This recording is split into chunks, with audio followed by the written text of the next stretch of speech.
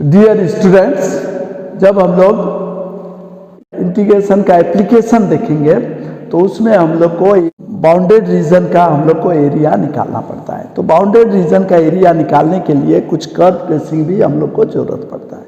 तो आज हम लोग स्ट्रेट लाइन के बारे में समझते हैं। स्ट्रेट लाइन कैसे ड्रॉ किया जाए इसको हम लोग समझते हैं। तो स्ट्रेट लाइन क्या है? कोई भी 1 degree equation in x y represents a straight line, और यानी a x plus B y plus c equal to 0, ये 1 degree equation in x y है और ये हमारा एक स्ट्रेट लाइन रिप्रेजेंट करेगा जहाँ पर A B C constant value होना चाहिए। और क्या होगा ना, ए बी दोनों एक साथ 0 नहीं होगा, नहीं तो ये हमारा c इक्वल टू 0 हो जाएगा, माना स्ट्रेट लाइन रिप्रेजेंट नहीं करेगा और ये 1 डिग्री इक्वेशन भी नहीं रहेगा। और इसलिए ध्यान देना है कि एक्स वाई पर 1 डिग्री इक्वेशन होना चाहिए, तो ये रिप्रेजेंट करेगा एक स्ट्रेट लाइन को।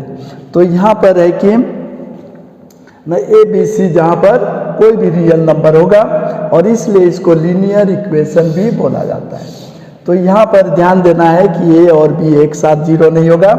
तो अगर c 0 होगा, c 0 होगा, if c is 0 then the equation ax plus B Y equal to 0 हो जाएगा। तो which represents a straight line passing through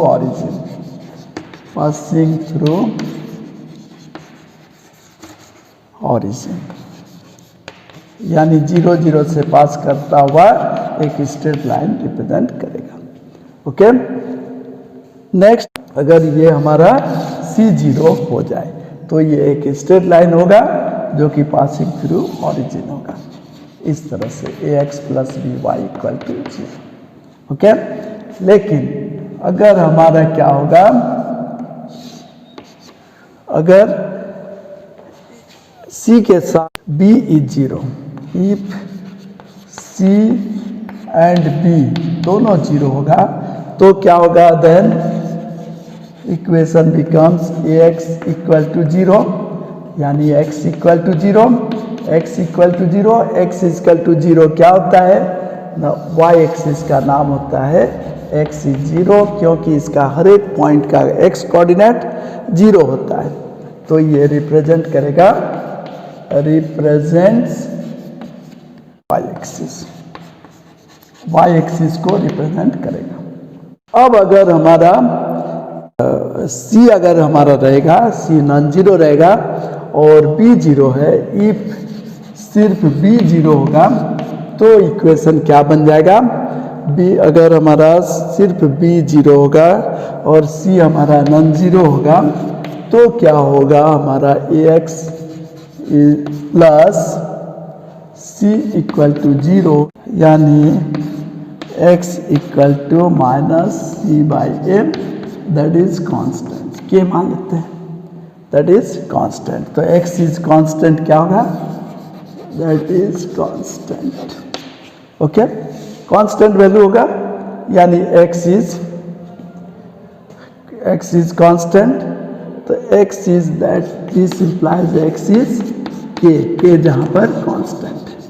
तो x इक्वल टू k होने से ये क्या होगा ना, x का वैल्यू हम लोग कांस्टेंट वैल्यू लेंगे, जैसे x इक्वल टू 5, ठीक है, ये x इक्वल टू k, और ये k अगर पॉजिटिव हुआ तो इधर होगा, और x equal to k minus k यानी नेगेटिव वैल्यू देगा, तो ठीक है, x equal to minus k। अगर नेगेटिव वैल्यू होगा तो हमारा ये होगा, y एक्सिस के पीछे होगा और y एक्सिस के राइट हैंड साइड होगा, x equal to positive value के लिए। तो x equal to k is therefore x equal to k is a line parallel to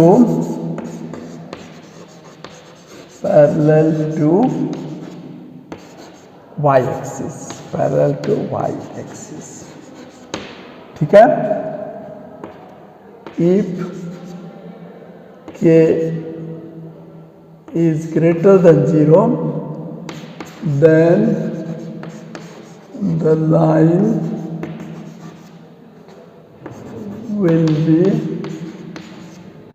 right hand side of y axis, y axis का दाएं तरफ होगा।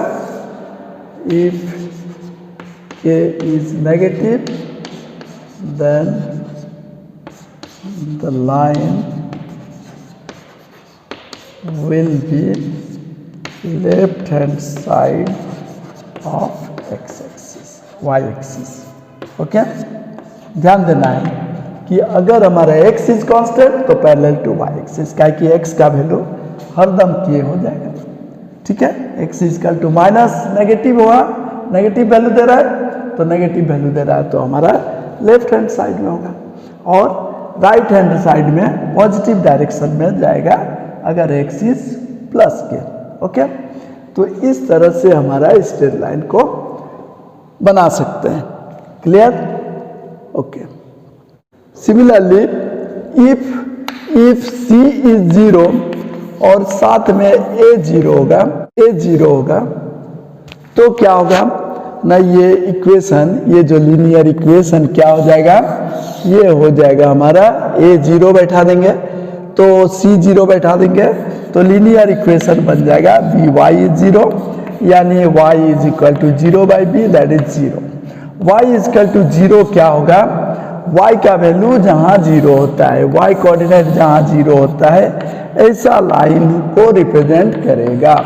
तो y 0 कहाँ होता है ना, x एक्सिस का हर एक पॉइंट में y कोऑर्डिनेट 0 होता है, इसका नाम होता है y equal to 0 line.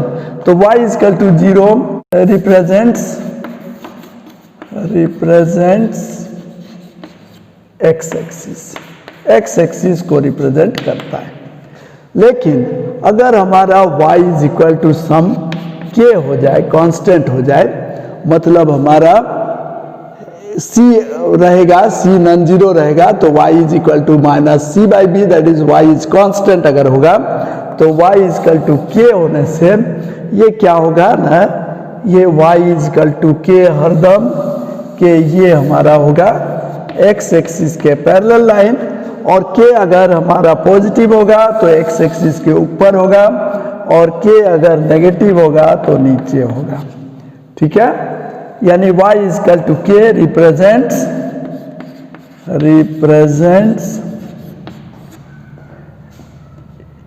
A straight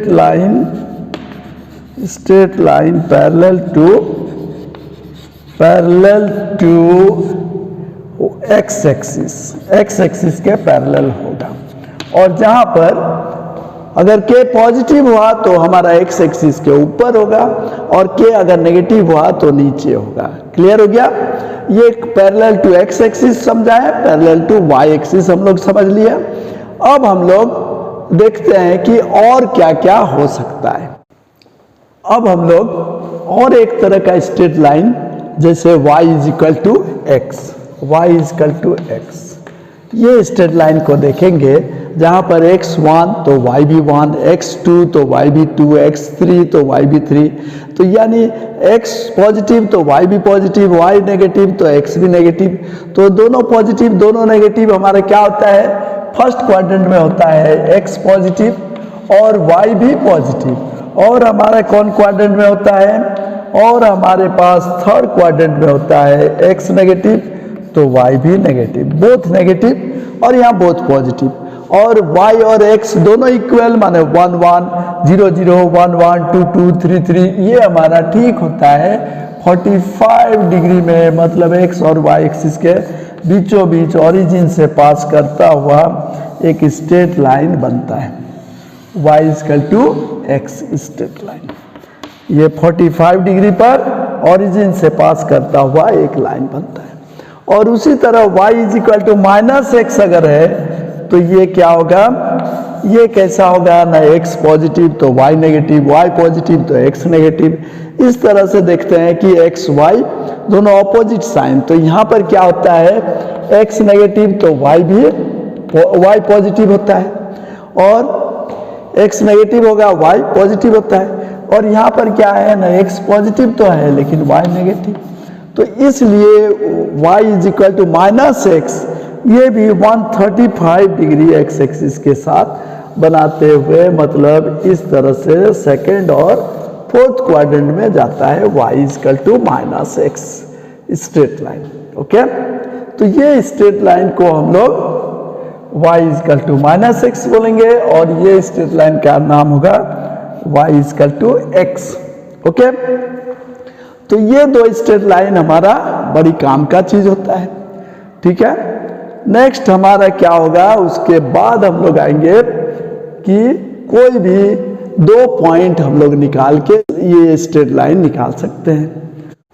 अब हम लोग 2 पॉइंट फाइंड करके, फाइंडिंग 2 पॉइंट्स, अगर हम लोग को 2 पॉइंट मालूम है तो स्ट्रेट लाइन इजीली निकाल लेंगे, क्योंकि कोई भी 2 पॉइंट से पास करता हुआ एक स्ट्रेट लाइन बनता है।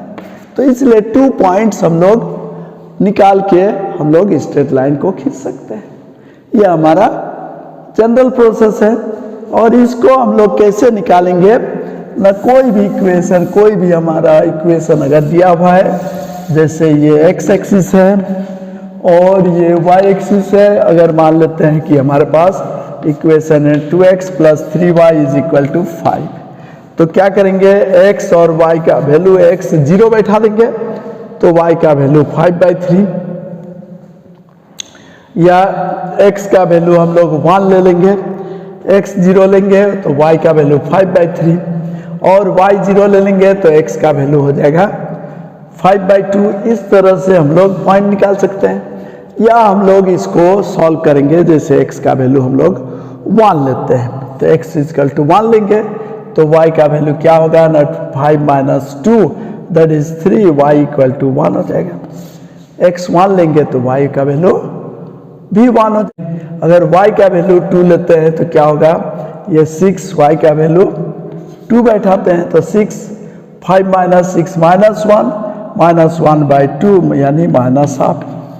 ओके, इस तरह से हम लोग 2 पॉइंट निकाल लेंगे, x1 1 तो y1 यहाँ पर पॉइंट 1 होगा, और एक -1/2 2 यानी x इज इक्वल टू -1/2, ये 1 है तो -1/2, ठीक है, नेगेटिव तरफ, और y का वैल्यू होगा 2 मीन्स यहाँ पर होगा ये 2।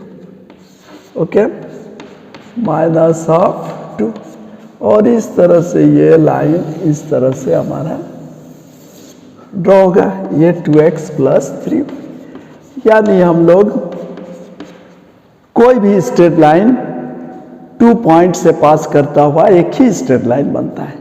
तो इसलिए हम लोग x और y से जो कोऑर्डिनेट पॉइंट्स है, तो x coordinate, y coordinate, x का वैल्यू कुछ एक फिक्स्ड वैल्यू बैठा के, y का वैल्यू कुछ फिक्स्ड बैठा के हम लोग इसको निकाल सकते हैं। जैसे y का वैल्यू हम लोग 2 बैठा दिए तो 6, 5 - 6 हो गया -1, x इज इक्वल टू -1। तो कैसे भी हम लोग 2 पॉइंट x और y का कोई भी वैल्यू बैठाते बैठाते हम लोग 2 पॉइंट को हम लोग निकाल के ग्राफ को खींच सकते हैं, स्ट्रेट लाइन बना सकते हैं। तो ये हमारा लास्ट हम लोग ये देखेंगे कि ये तरीका अगर हमारा नॉन स्ट्रेट लाइन में नहीं है, एक्स एक्सिस के पैरेलल अगर है तो y is constant, y axis के पैरेलल है तो x इज कांस्टेंट। ओके, और उसके बाद अगर हमारा y equal to x line है तो 45 डिग्री स्लोप बनाते हुए x एक्सिस के साथ एंगल बनाते हुए ये होगा फर्स्ट और थर्ड क्वाड्रेंट के तरफ जाते हुए लाइन होगा। और अगर हमारा y is equal to -x है तो हमारा होगा सेकेंड और फोर्थ क्वाड्रेंट। और अगर हमारा इस तरह का कोई लाइन नहीं बन रहा है तो हम लोग x और y का वैल्यू बैठाते हुए 2 पॉइंट निकालेंगे, ये 2 पॉइंट से ड्रॉ कर लेंगे। ओके, क्या कि कोई भी 2 पॉइंट से पास करता हुआ एक ही स्ट्रेट लाइन बनता है। क्लियर हो गया? तो इस तरह से हम लोग पहले स्ट्रेट लाइन को ड्रॉ करेंगे। नेक्स्ट डेफिनेशन मॉडुलस फंक्शन को समझेंगे, उसके बाद सर्कल को, और उसके बाद पैराबोला को, फिर एलिप्स को। तब हमारा क्या होगा ना, एरिया बाउंडेड रीजन से जो एरिया बनता है ना, उसको हम लोग इंटीग्रेशन से निकाल सकते हैं इजीली। Okay, thank you.